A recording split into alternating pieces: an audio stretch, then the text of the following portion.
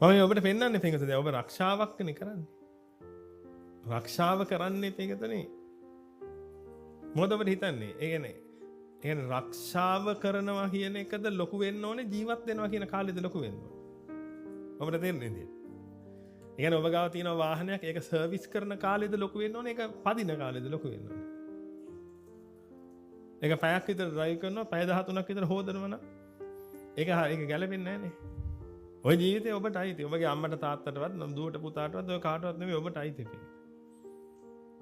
එන ඔබට අයිති ජීවිතය ගැන පින්වතුනි ටිකක් හිතලා බලන්න. ඔය ජීවිතේ රක්ෂා කරන්න කියලා.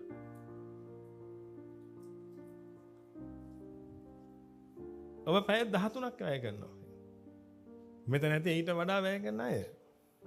හේතුව පින්වතුනි මේ 8-5 කියන්නේ සාමාන්‍ය රස්සාවනේ. ඒකට ඉතින් OT එකක් දෙකක් එහෙම දාගන්න බෑ පොඩ්ඩක් පැයක් දෙකක්වත් OT කරගන්න ඕනේ. තියෙන ප්‍රශ්න ටික විසඳ ගන්න විදිහක් නැහැනේ.